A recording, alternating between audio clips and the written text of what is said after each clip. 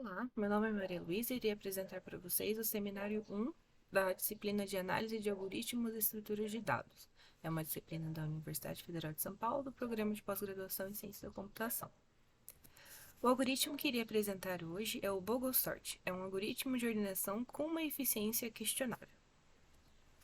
Então, o que eu iria apresentar aqui hoje? O que é esse algoritmo Bogle Sort, o passo a passo da sua implementação, análise de complexidade, código na prática, né, vou mostrar como foi implementado, comparação com demais algoritmos de ordenação, uma conclusão e as referências no final. O que é esse algoritmo Bogle Sort? Ele também é conhecido como Permutation Sort, Stupid Sort, Slow Sort, Shotgun Sort e Monkey Sort.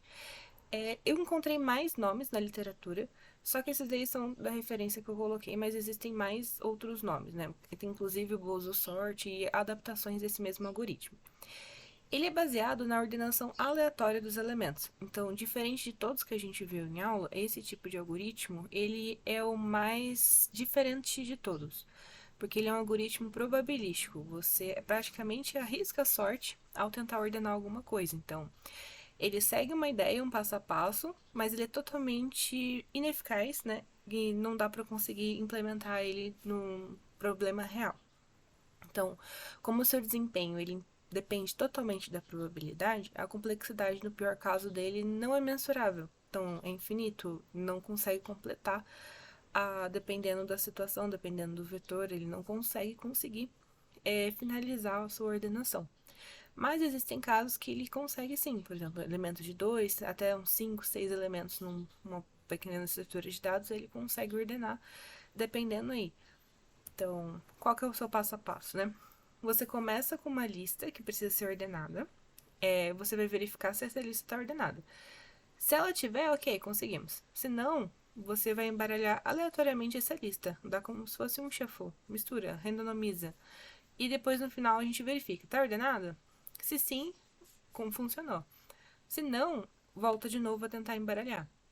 Então, é um algoritmo probabilístico, ele é extremamente custoso e ele não é muito aplicável na prática, né? Eu coloquei o pseudocódigo aí, então, enquanto não estiver ordenado, embaralhe. É a mesma coisa de você pegar uma pilha de cartas que você quer ordenar, imagina um jogo de cartas do baralho qualquer, e você joga ela pro alto, tudo que cai no chão pega de novo e vê. Se ordenou, não. Então, é um algoritmo interessante, né, para arriscar a sorte.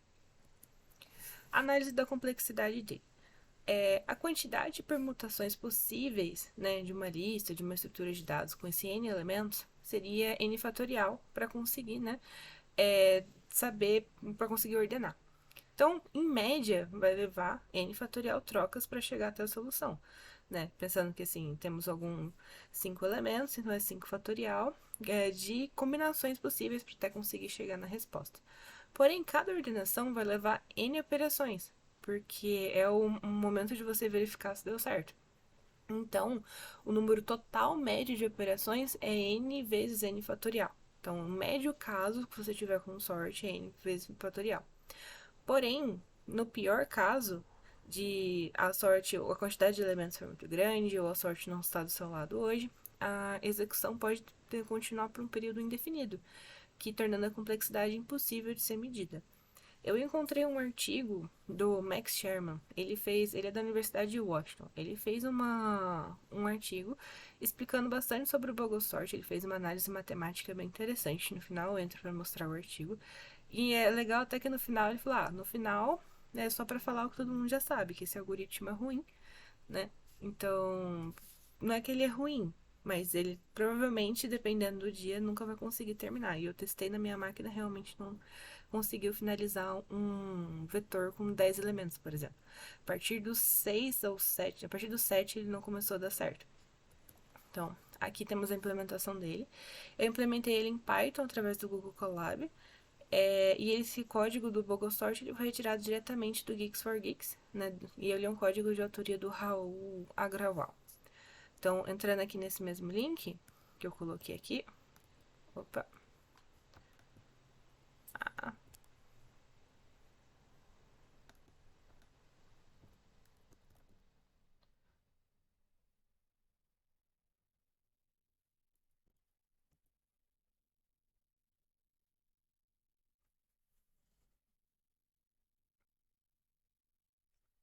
Temos aqui o algoritmo do Bogosort.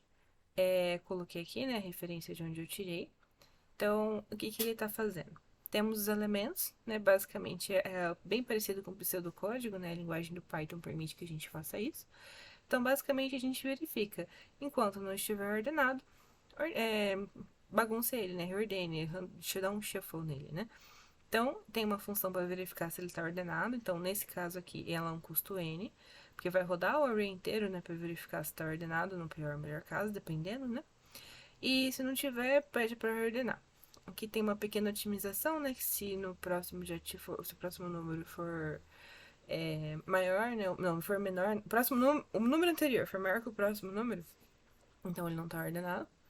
E essa daqui, né, para poder gerar a permutação dentro do array, né, para poder conseguir randomicamente, porque dependendo ainda da biblioteca que você utilizar, você pode garantir ou reforçar que o algoritmo acabe utilizando umas combinações que já foram, né? Então, por conta da seed, da semente, tudo que você consegue colocar dentro dessa biblioteca de ordenação.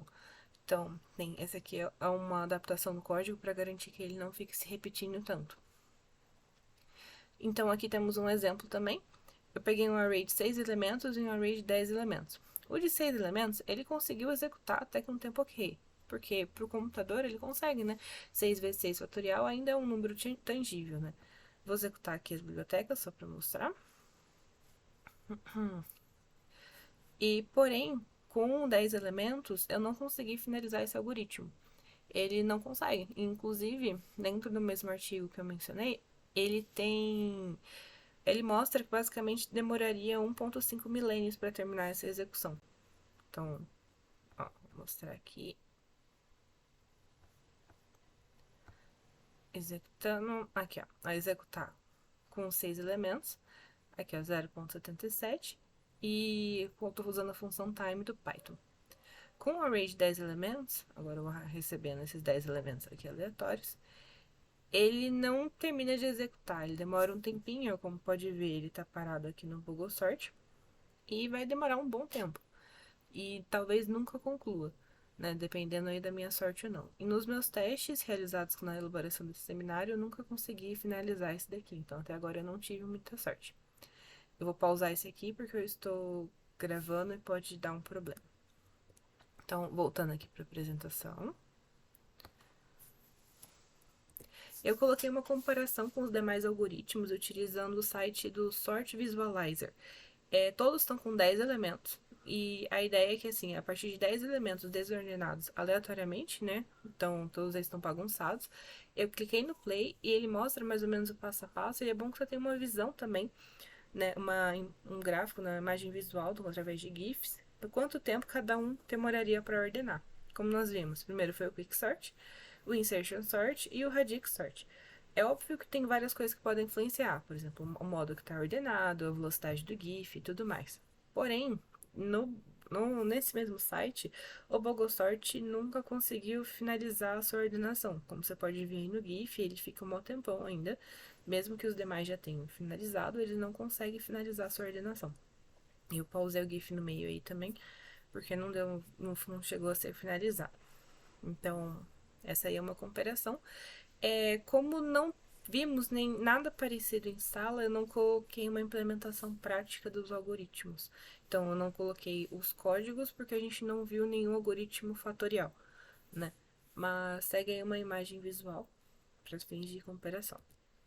Então, conclusão, o Bogosort, ele é um algoritmo de ordenação extremamente ineficiente. E aí vocês devem estar se perguntando por que eu trouxe esse algoritmo, então. É porque esse tipo de algoritmo não é algo que eu pensei que fosse possível ser realizado. Foi algo pesquisando na internet que eu encontrei e eu falei, nossa, ele é tão ruim, como é que ele existe, não é mesmo? Então, o seu tempo de execução, ele depende inteiramente da probabilidade, então realmente é o arrisque a sorte, tornando sua complexidade, no pior caso, indeterminável e na média n vezes n fatorial. Em comparação com os outros algoritmos de ordenação mais populares, esse Bogosort é incrivelmente lento e impraticável para uso em situações reais. Essas citações, todas essas referências, né, a maioria foi retirada do Geeks for Bix, que é do código em si, o Sort Visualizer para poder realizar as visualizações e também pegar a tabela de complexidade, mas o principal deles veio desse artigo do Max Sherman, que é o Bogle Sort Sort of Slow. É bem legal, fica aí de recomendação vocês entrarem aqui nesse site. Deixa eu mostrar aqui. Ele tem toda uma explicação matemática sobre como que usa, né, o Bogle Sort. Então, ele faz aqui a motivação, tudo mais, né? Aqui tá explicando algumas premissas para conseguir a implementação do Bogle Sort. E também ele faz toda uma análise, né? Tipo, vamos ver aqui então se ele realmente é tão ruim, qual que é a probabilidade. Então, ele coloca aqui o caso básico, as observações, o cálculo matemático. É bem interessante isso se tiverem um tempinho de ler. E eu gostaria de deixar aqui no final que numa das conclusões dele, ele falou que achou que ninguém fosse ler esse artigo, mas aqui estou eu lendo e estou citando o seu artigo. E aqui ele mostra, inclusive, ó, um array de 20 elementos, quanto tempo demoraria.